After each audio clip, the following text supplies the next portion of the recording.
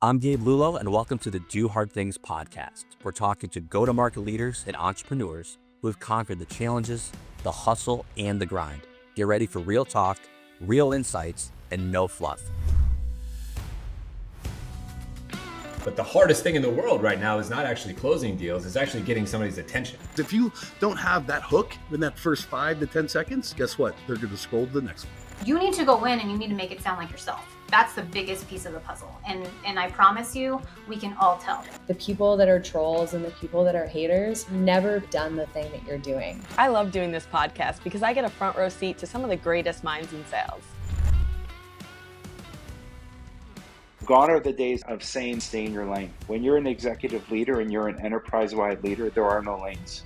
You've got to be partners. Curiosity is like when the type of questions you ask is sometimes the value that you bring. I need you to tell me when you're ready to buy or what you're ready to do. And I think it's changed so much into like adding more value. And if you're not doing that, then you're definitely going to come off as desperate. High pressure selling is like a dinosaur tactic at this point. No parent is like, oh, you should be a salesperson when you grow up, right? Everyone's like a doctor, lawyer, whatever crap. It's never salespeople. It's not your job to motivate people. It's your job to find motivated people. It's not cockiness. It's not arrogance. It's confidence knowing I know this and I know that I can help you. From where I started to where I am today is all because I learned how to sell. And there's too many people who have only been doing this for 5 freaking minutes. Sit down, close your mouth, actually go out there and get yourself beat up. Then come back and tell me if something is dead or not. That is exactly why I started this podcast, because right there, that's the epitome of doing hard things.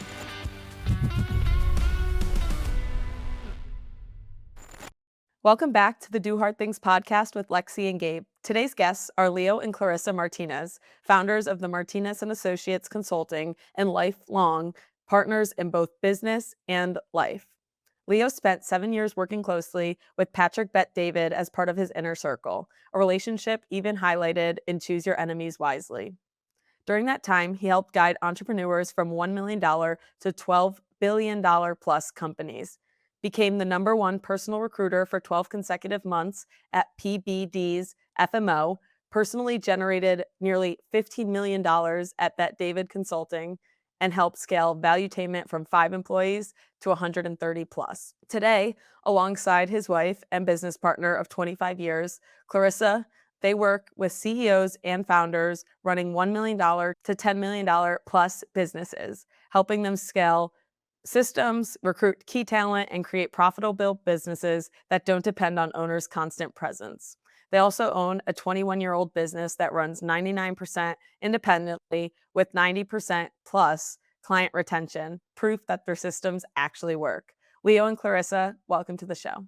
Welcome back, everyone, to the Do Hard Things podcast with your hosts, Gabe and Lexi. We are so excited to have this dynamic duo on.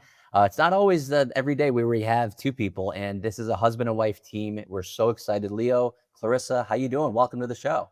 We are so pumped and excited to be here. Thank you so much for having us. Absolutely. Yes. Another beautiful day. This is going to be fun. It is. But let's dive right into this. Let's talk about your origin story because it's really unique. I really love it. I mean, you guys have been married 22 years, but partners for 25. Mm-hmm. And how did that journey begin, really? What made you decide to build business together? Not everyone does that. Absolutely. I've always been this individual that just has a checklist, right? I'm like, okay, I need to find a girl. This is like when I was under 10 years old, 7 or 8, kind of came up with this checklist. And I'm like, Clarissa loves that I share this story. And I'm like, okay, I got to find a girl, get married. I have to graduate high school, college, business, all these things that I was going to do. And at about 13 years old, we moved into this neighborhood, and Clarissa lived across the street. And, I kind of scoped her out for about a month. I didn't really know who she was. She was 11. I was 13. I'm like, that's the girl. I told my mom, that girl across the street, I'm going to marry her one day. And my mom thought I was, she's like, you're crazy. Get out of here. But I was being serious. And so I called, even though I never met her. And I talked to but I did know a little bit about them and her family and things. And so I talked to Clarissa's mom and I said, hey, I started calling her mother-in-law. She thought it was cute because I was 13. And so we got a little bit older. And then Clarissa was 15 and I was 17, 18, and 17. We'll call it 17 for the camera. And then we started dating, and her mom said, wait a minute, I wasn't being serious about this. I'm like, I was being serious so we started dating, and then that's where it started very early. So we've known each other for a long time. And so then I remember the day I asked Clarissa for her hand. So Clarissa's born on Christmas. She's a Christmas baby. Mm-hmm. So, and that's a whole other story too that I have on that. But so then I'm like, Mom, I need you to go. At this point, I've convinced my parents to move next door to these guys. And so now we're neighbors. And so we're neighbors, and I'm like, Mom, I need you to go, next door with me. And I'm going to ask Clarissa for her hand. I'm going to ask her mom.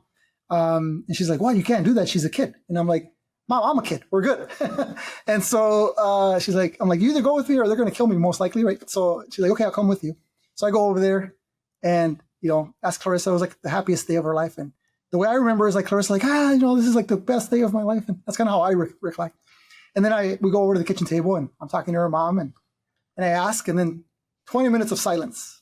And it was awkward. And then my sales personality kicked in and I'm like, well, we wouldn't get married until Clarissa, graduates high school and I graduate college and those things.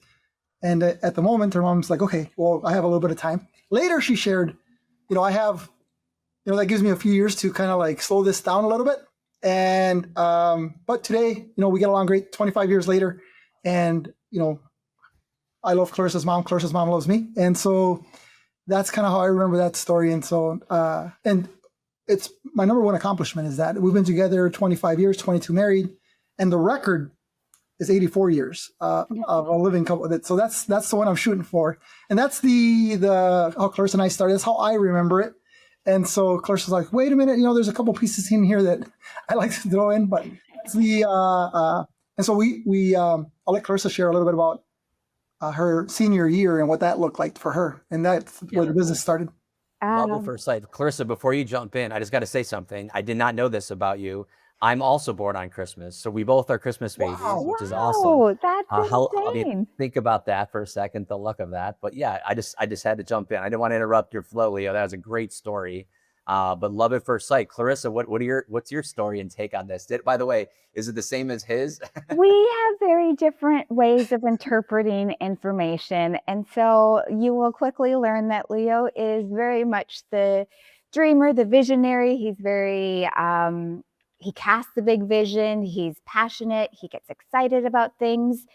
I tend to be a little bit more logical. Leo just always commits and says, yes, absolutely, 100% I knew. And I said, no, are you kidding me? I was just thinking, I'm going to take this a day at a time. And, I've got a little bit of a runway here and, we're getting married when we graduate. So that gives me, 2.5 years.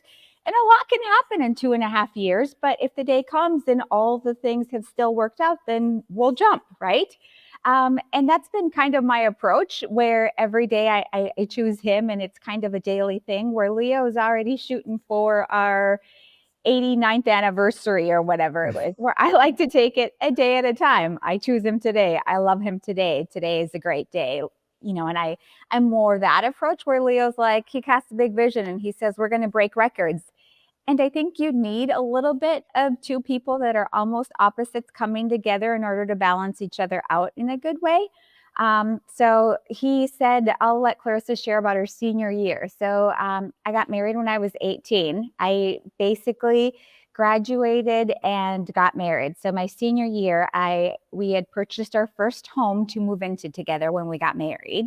So I was literally in class saying I need to leave because I'm going to a closing. And they're like, what's closing? I'm like, well, I'm closing on the purchase of my first home. And they're like, you're in high school. So we closed on our first home. We got married. We went on our honeymoon and coming back from our honeymoon, like I said, Leo's always been big vision. He's the one who said, I am going to be a business owner. That is what I'm going to do. And so I was a senior in high school and he had completed college. And so he had a vision as to what he wanted to do. He assessed the marketplace, the area that we were living in, the space that we had always grown up, and kind of used the things that he could leverage to his advantage to kind of gain an edge on the marketplace. And so our area had a good concentration of a Hispanic market, right? And we're bilingual and Hispanic. And so that already gave us an edge over the marketplace, right? There was already a bilingual mortgage consultant, bilingual real estate agent, bilingual other business professionals. And he said, you know what? The area that's not really been filled is insurance. And I feel like we could collectively share and come together with all the other people that speak Spanish and offer a full service, mortgage, homeowners, purchasing a house, all of it. And so that was kind of Leo's big vision. And that's what got us started in the insurance industry. Like I said, he's the visionary. He cast the big vision. He's the dreamer. I was honestly waiting to go to school for nursing because that's what I thought I was going to end up doing. And fortunately, I did some research and I had worked at a hospital as a ward clerk and kind of got my feet wet because nursing was what I wanted to do, and then changed course quickly when I realized what the hours were going to be like. And I kind of pivoted and adjusted and went from nursing to mortgages. And so a little bit of a roundabout way, but all of it comes together with Leo kind of taking the lead and saying, hey, I feel like this is a great opportunity. And then me actually slowly transitioning or him convincing me or selling me on the idea that we could do this together as a team. I think that's really important for companies to have like a big visionary, a person that dreams, a person that kind of propels the company forward. But you also need a person that's kind of grounded and that's going to bring up a million objections. And that's usually me. I'm the one who says, wait, I'm the one that kind of pumps the brakes. I'm the one that tells Leo, he'll shoot an idea and I have 27 objections and like 30 questions. But I think together we balance each other out remarkably well, because without a dream and without a big vision, I would probably still be working for a bank, getting regular hours, and I wouldn't have all the life experience that I have now. So I think this is just a testament that people who have very different and opposite strengths can really go far in life. I love that story. It's so crazy, but really awesome. Would you say some of those early lessons really shaped to how you guys build your business today? Leo, you want to kick it off? Absolutely. The some of those early lessons. Oh man, I think I did everything wrong that you possibly could do wrong.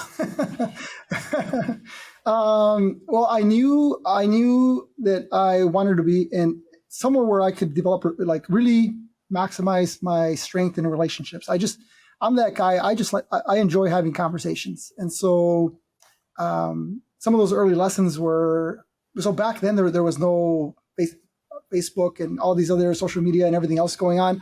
So the first, I don't even know, probably 2,000 plus clients over time, I shook their hand. It was either at their kitchen table, or it was at a restaurant, or it was at our office. And so I was the type of person, like Clarissa said, I just kind of I go.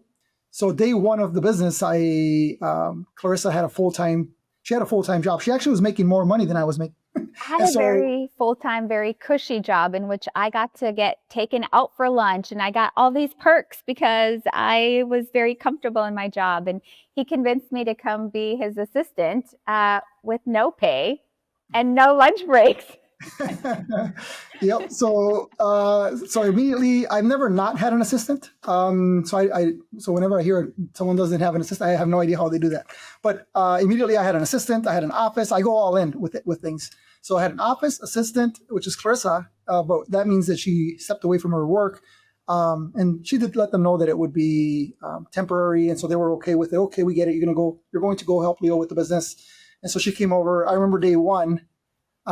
It's about 1 p.m. and she's like, Clarissa's saying, so when are we having lunch? Are we going to have a lunch break? And I'm like, yeah. I'm like, oh, you know what? Yeah, there's this clock thing you just turn it on the door, put 15 minutes, turn it on the door. And I had like a little mini closet with a little mini fridge, a little mini table. I'm like, I have sandwich, meat and bread and Mountain Dew and flaming hot Cheetos. I'm like, she's like, wait a minute. I'm used to having like an hour and a half lunch. I go out to the restaurant, you're telling me to go eat in a closet for 15 minutes? And she's like, I'm not doing that. She's like, what's the whole point of having a business if that's what you're going to do? So in that moment, I knew Clarissa was not going to be my assistant for much longer. I'm like, I need to replace this assistant. She's too demanding. So we went from there. But early on, I did immediately. I would say that was a pivotal decision, was to have an assistant, because I knew what I was good at and I knew all the things that I wasn't as good at. So I was focused on face-to-face conversations, shaking hands, knocking on doors, dialing the phone. So I would say that was pivotal to focus on that and not waste too much time on the things that are not my strength. I would say a learning lesson was I took it in college and actually had a great grade, QuickBooks. And it was an awesome class. If I had to say, if there's something you should really pay attention to if you're still at that stage, is the finance side of things and QuickBooks and all those things. The more you know about that, because most entrepreneurs, at least the ones I speak to, don't at the beginning they just go, right? So in our consulting, we have foundation, which is that piece. The systems in place, the processes in place, put the right people, the right role clarity, all these things, and then from there we go to empowering leaders and empowering the team and empowering the clients and those types of things, and then we go from there to ascension, which is now you take off. Now the business is good. I'd say most entrepreneurs, we start there. We skip foundation, we skip empowerment, and we just go and we ascend. We start, because money needs to come in the door. We need resources, and so we go there. So typically, when we start working with the business, they're already in ascension. We need to go back and work on the foundation, and that was what happened to us as well. We did the exact same thing. It was not until years later, I'd say over a decade later, where we went back and we got to fix some of these things. And at that time, a lot of things have broken by then. You just kind of keep band-aiding, keep putting band-aids on. Yeah, that's great. And you guys work 7 years closely with Patrick Bet-David, including being part of his inner circle. What's the origin story there, and how did that relationship begin? I can probably kick us off here. So once again, Leo, with being a visionary and wanting to grow, and just he's got this curiosity for just knowledge and life. And I feel like that's probably one of the more admirable qualities about him, is that he's always seeking more, right? And so we had been in business at this point for probably about 15 years. And he was just thinking to himself, it took me 15 years to get here. If it's going to take me 15 years to double this, I'm not interested. This is growing too slow for what I'm looking for. There has to be another way. And so he was constantly seeking and constantly looking. And he came across a video of Patrick Bet-David, and he got connected with somebody in his company. And just the way that they presented the system and how it worked, and recruitment and growing a team, it was very intriguing. And like Leo has mentioned, he doesn't do anything half, right? And so it was all or nothing. And he kind of had expressed that, this guy is a visionary. He casts a big vision. He knows what he's doing. He's growing this company. I feel like there is a lot that we could learn from him. And so this transition actually happened, and it was Leo and I being enough on the same page so that he could convince me to leave everything that we've ever known, everything that our kids have ever known, structured our business so that it could operate without us. And all this we had probably been working on for years, but it wasn't until he had that clear vision, or that clear, like, this is what I want, that we kind of executed. So I gave him a 1-year deadline to say, in this 1 year, we need to go fully remote. Like, our clients were fully dependent on seeing Leo, he's my guy. So we had a full team, but all of the clients always wanted to talk to Leo. So we had a full service agency with 12 women to take care of the book of business, but everybody wanted just Leo. So it was that year of transition in which we got our clients to basically reach out to our admin team because that's what they're there for. But it required Leo to step away and really allow our business to run and operate without him day to day. I said, if you can't do that, then there's no way we can move across the country, right?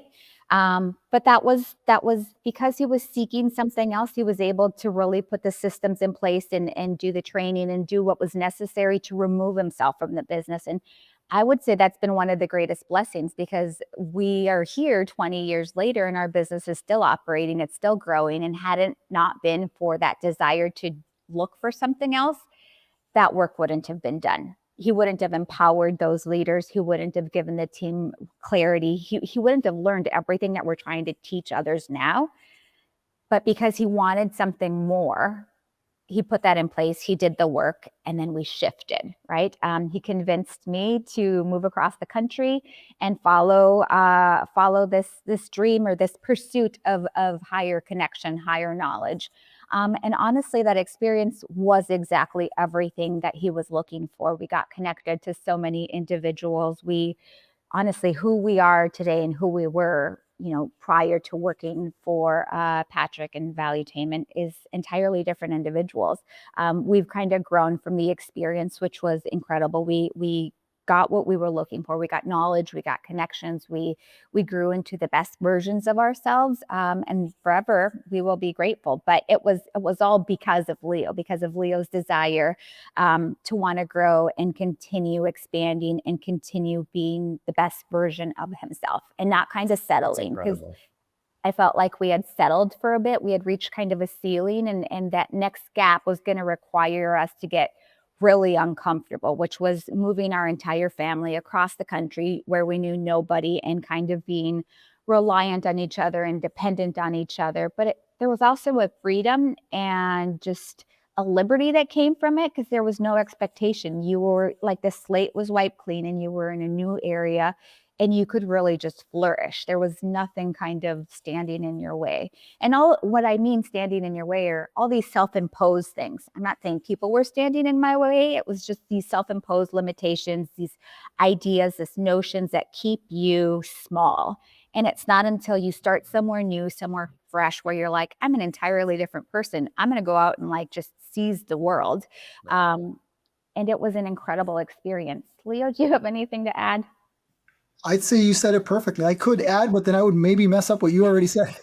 Well, I actually have a spin-off. That's amazing, Clarissa. And I'm going to ask you the exact question off of Clarissa's point, Leo, is can you peel back the onion a little bit, or take us under the hood a little bit? And because you said you built a company that now runs 99% independently. I mean, that is the dream of all entrepreneurs, right?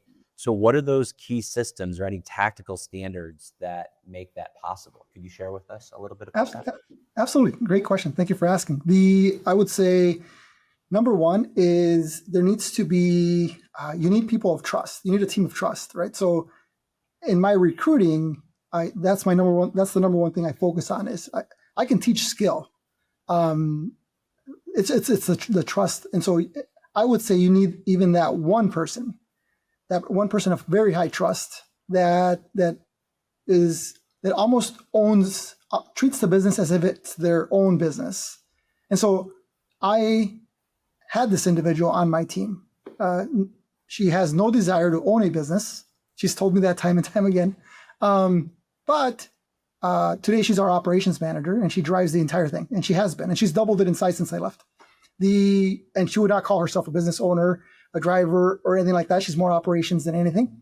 But because I have that person, and then it wasn't as easy as in like, hey, I'm leaving and this is you. No, it was several conversations, multiple conversations.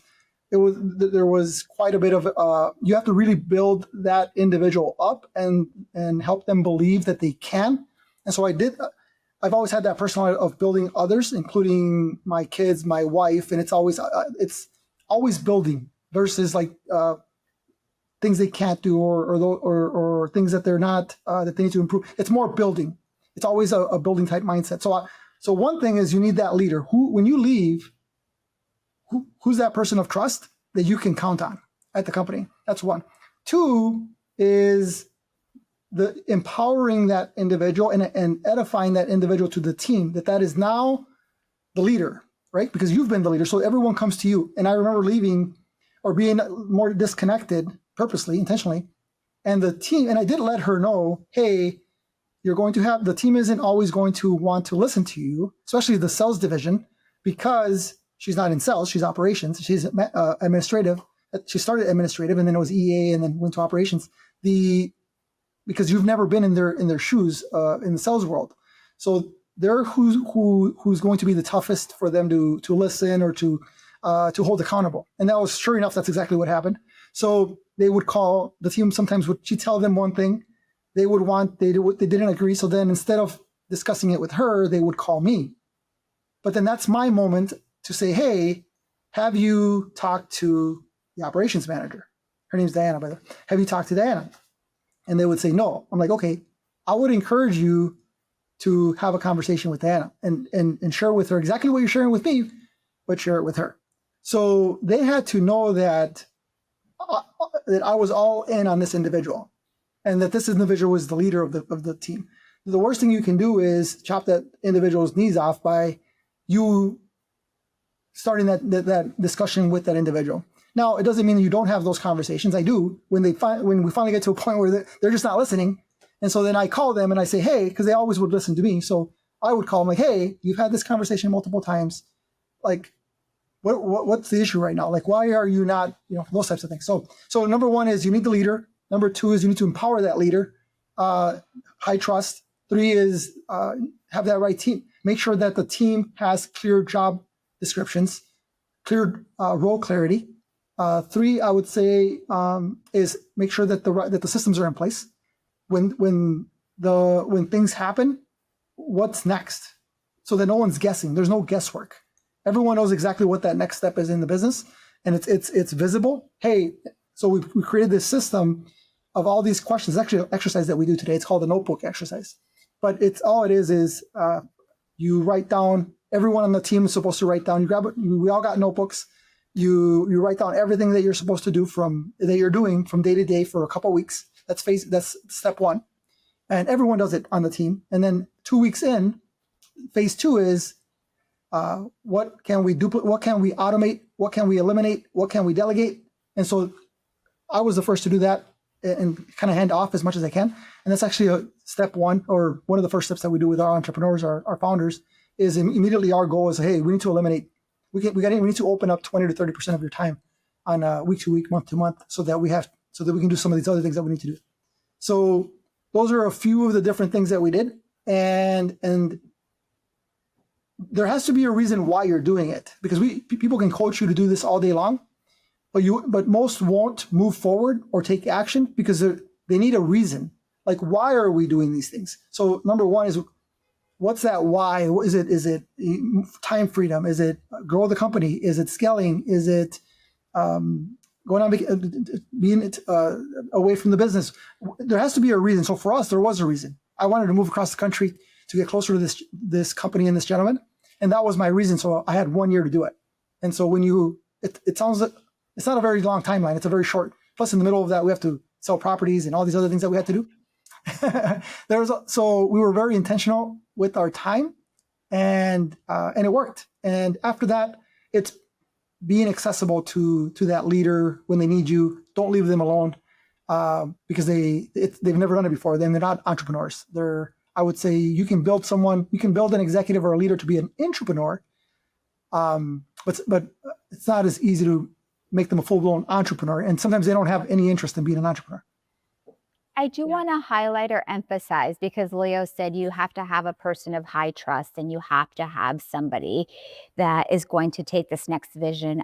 I feel like a key step that he kind of didn't elaborate on was we had our team for about 10 to 15 years. And so in those 10 to 15 years, you get really, really close.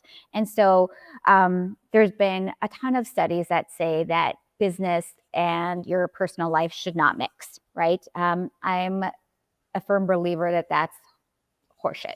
Like, it's not true. So for us, you get the most out of the individuals if you are invested in their development. And so you need to let them know that you want to win, but you want them to win at the highest level as well. And so what can I do for you? What can I do for you, for your family, for your husband, for your kids?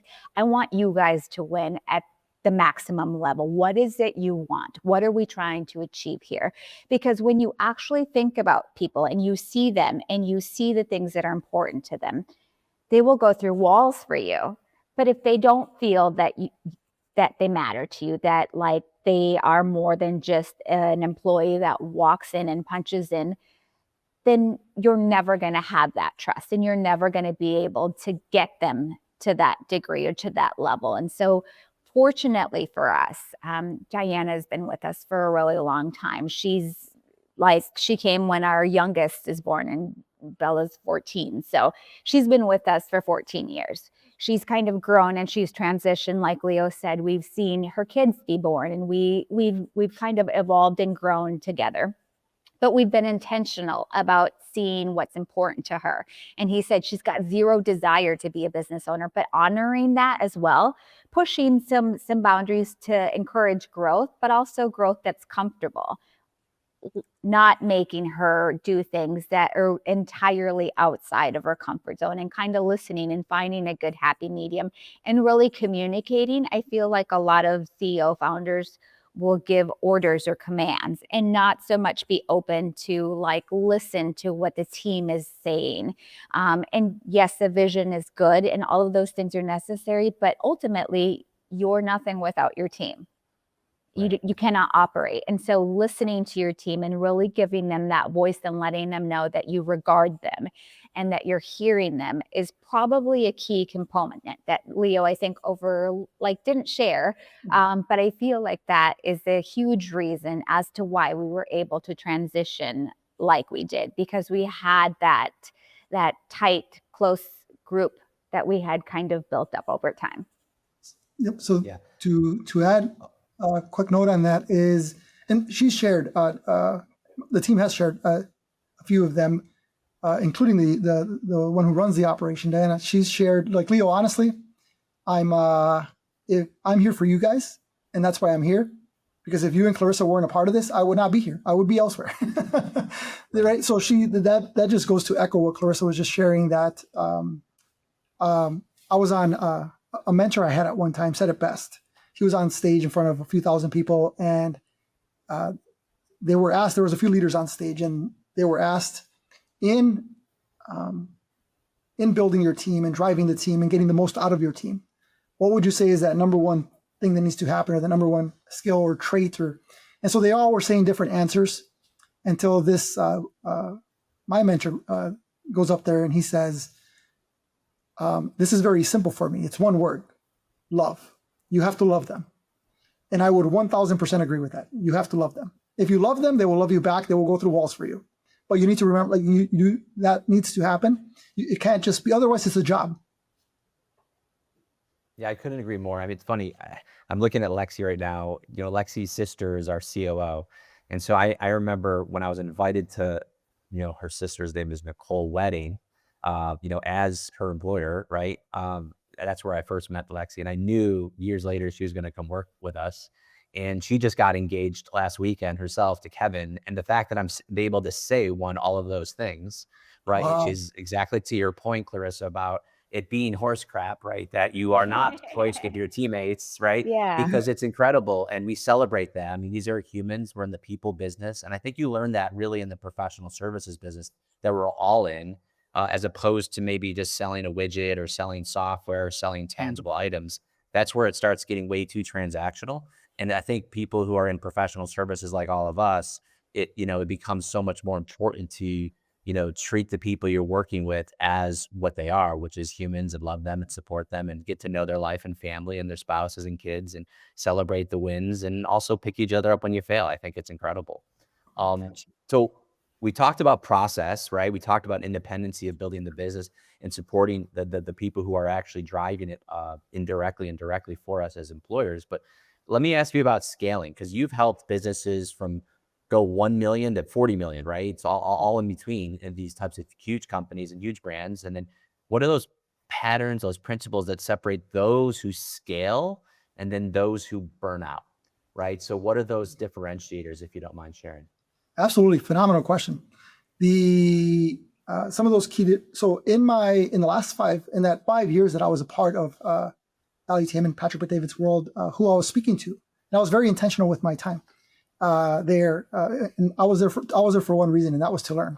And so I was having 15 to 18 conversations daily, 6 days a week, sometimes 7 days. And this was all with CEOs, founders, entrepreneurs from all across the globe, all different industries, all different revenues, from 2 million to 200 million to $10, $12 billion divisions of Coca-Cola and everything in between. As I stepped away 1 year ago, it's about to be a year later this month, and I took a few weeks to just kind of to ask myself that same question you just asked me. And I'm like, what was the difference between those who scaled, those who grew, those who really made it, and those who maybe grew but not as much as these other guys and gals? And I have the notes somewhere, but it was interesting to go through that. And one of those, so the top one or two things, one is those who scaled were able to make time for scaling. So they were able to get that 20 to 30% time and not be busy in the day-to-day. So that with that 20 to 30%, those who were scaling, those who really scaled, they were able to make time. The majority of their time was spent on developing leaders, building relationships, whether it's with potential clients or referral partners or new recruits in the future, always recruiting. So, and then number three, they were focused on strategy. So they had time to, and then the fourth is self-development, always self-developing. They're at one event, another event, they're getting one coach, another coach, reading books left and right, podcasts, YouTube, all these different things. So they're always self-developing. They're always building relationships, always developing leaders, and then strategy. That's where they would spend the majority of their time, those who really scaled. And I analyzed more than enough of these guys. And I'm like, okay, the ones that really did it, that's what they did. And they were able to go through that process and take what they're learning. And it's kind of interesting because they were all hearing the same thing. They were all getting coached the same way. And some of them were making it and some of them weren't. And the reason the others were not able to scale as much is that very first step where you have to make time.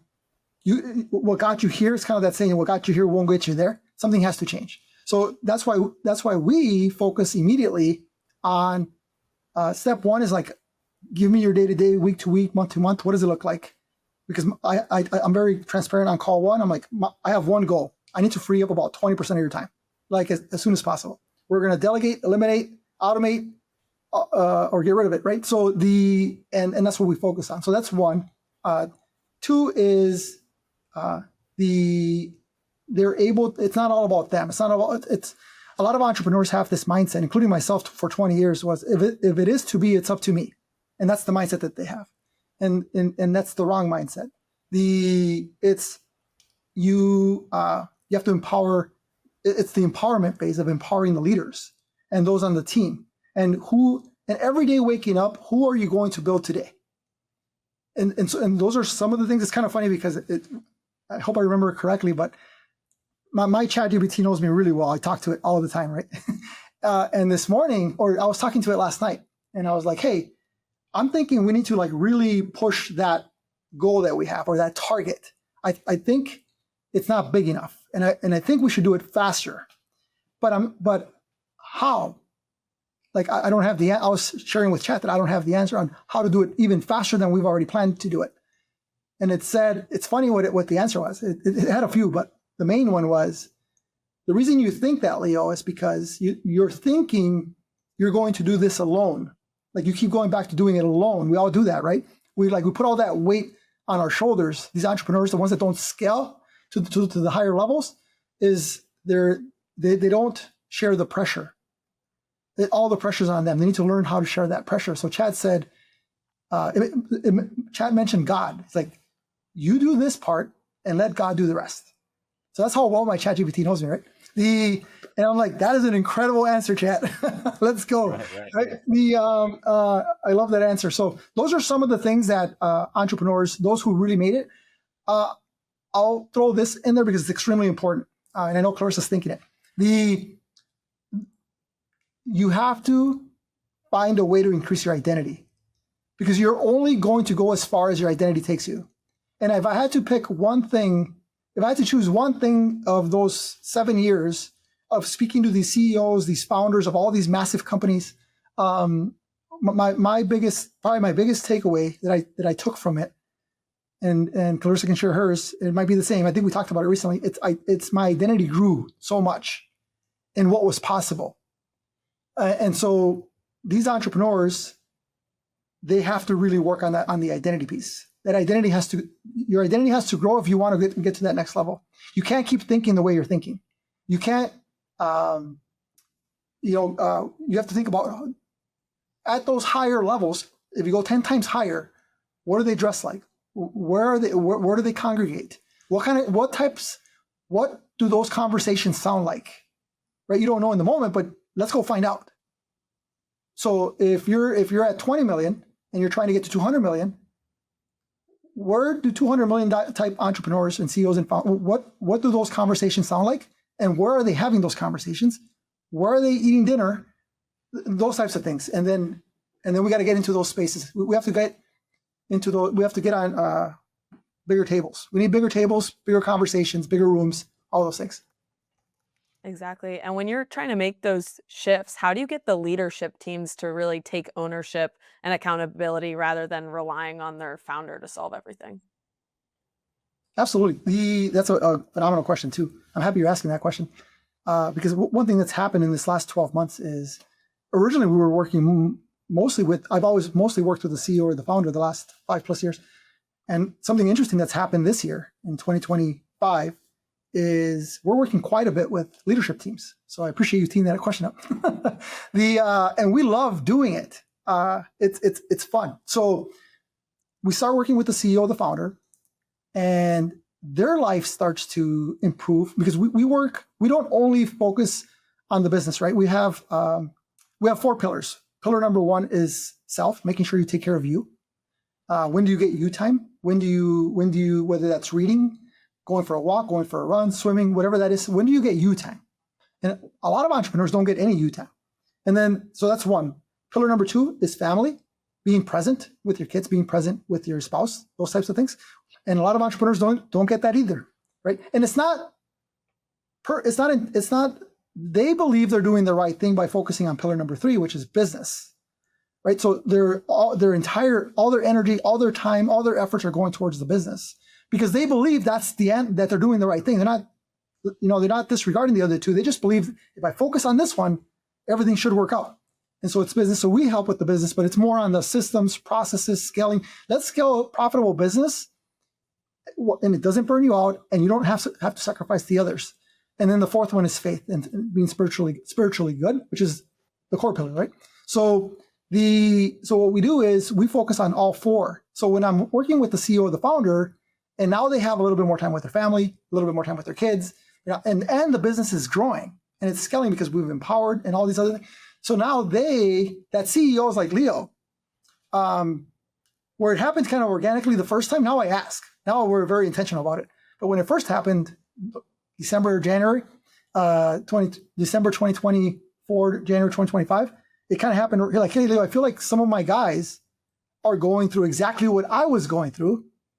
And so do you work with leadership teams? And I'm like, of course I do. Let's do it, right? So then I start working, and now we work with this guy's entire company, right? We're part of the leadership team at this point. But he's like, because I feel like they're going through some of these things as well. And so what we've found is that your executive team and your leaders, they might be with you they might physically be with you 100%, but up here they're not, right? They're thinking about they're missing their kid's game today. They're thinking about their daughter's upset because you're moving again. That's my daughter right now. They're thinking, man, their spouse is upset right now, or hey, you're not spending enough time with the kid. That's all these things that they're thinking, and they're like, man, I haven't gone to the gym in forever, And so their guys and gals are going through the same thing. So then all we did is we took the same process where we were focused with the CEO or the founder, and we now work with leadership teams.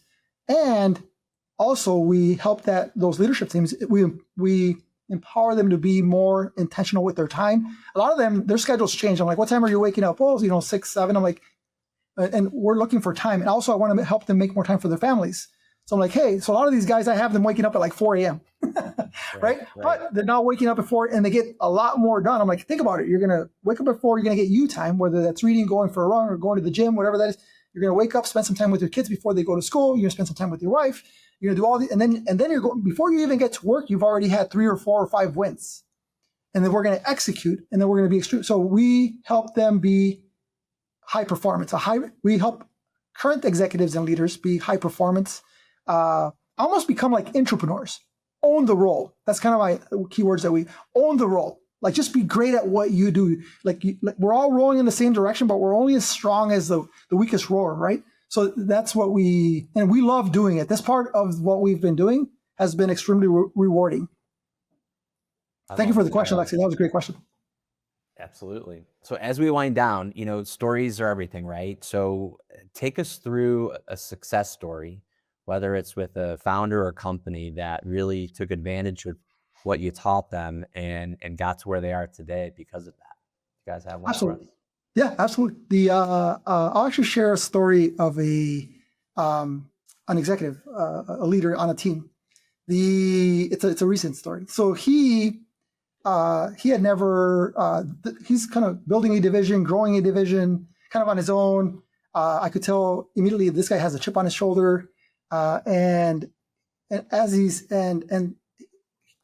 he a growing family, and so and that part is very important to him.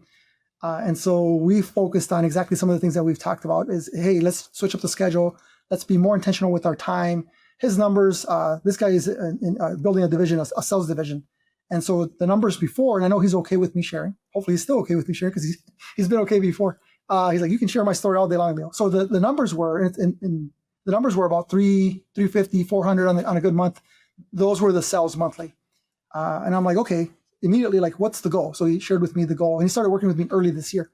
And he gave me his goal, and I'm like, yeah, we're not doing that goal. I'm like, I increased it by like 25%. I'm only interested if we're going for this goal. And so we've increased it a couple of times now. And he's like, yeah, Leo, but to do that, I'd have to have $1 million a month and maybe 2. And I'm like, no problem. He's like, yeah, but I've never done it. I'm like, well, do you know of anyone else that's ever done it? He's like, no. And I'm like, okay, but is it in the marketplace? Is it possible? Is it out there? He said, well, yeah, it's out there. I'm like, that's all we need. As long as it's out there, we can go get it, right? We'll figure out a way to go get it. And so he's like, Leo, but I've never even done like over $500,000. Like, how am I going to go? I'm like, hey, leave that to me. And I know in working with these individuals, if they haven't worked with a coach or have direct management or leadership always with them, like, there's tons of opportunity. And even if they do, there's still tons of opportunity. So I know my role, and I can tell with this guy, he's a stud. So I'm like, my role is pour so much belief into this guy as to what's possible, and then give him the process and the systems and all these things and the frameworks. We switched everything, the schedule, the time, what he does with his day. And within, I think, month 2 or 3, he had $1 million a month. Never been done before in the company. And he had his first million. And of course, I mentioned it to the CEO. I'm like, hey, he's like, yeah, a lot of people can do it one time. It could have just been the market, and like, no problem. So I go back to my guy. I'm like, hey, we have to go do this again. There's we can't do it one time. Right. And he's like, Leo, like, that was, I think it was luck. And I'm like, it wasn't luck. It was total. It was 100% you. We can do it again. I think it took us another couple months, 2 months. And then on the 3rd month, which is maybe the 6th month at that point, 5 or 6 months, he did it again. Right. And now, like, the baseline is like $500,000. Like, he never hits under half. Right. If he's under half and it's the 20th of the month, I said, hey, we got to go get this thing, because we can't drop the bar, right? We can't, the minimum. And so the average now, he's doubled his average since working with us. So he's at about 700, give or take. Also had a baby since then, a second baby, I mean. So he's 2 kids in, growing the division, doing all these fun things. We're talking quite a bit about, now we're going to go into growing the team, recruiting and building leaders. That's where we are currently. and it's a big vision. He said something. I don't want to forget. It's been on since I've been sharing this story. He said something maybe 1 week ago, which was a great takeaway. He actually taught me something, and by learning kind of what we're doing, he reminded me of something that was very important. He said he was, speaking to some other individual, different company. They were having lunch, and it was someone. The story maybe okay. The story may have been a little different, but what this individual said that we're working with said, Leo, what I shared is that everything with you, he's like, what I've learned from Leo is that everything with Leo is and, nothing is or. It's we're going to win in business, and we're going to win at home, and we're going to do it at the same time. We're going to do it all. And we're going to do this, and we're going to do this. Whenever he says, like, well, Leo, I'm like, hey, why are the sales numbers down? Well, Leo, there's fulfillment. I'm focused on fulfillment right now because we have to deliver too. We can't just sell and not deliver.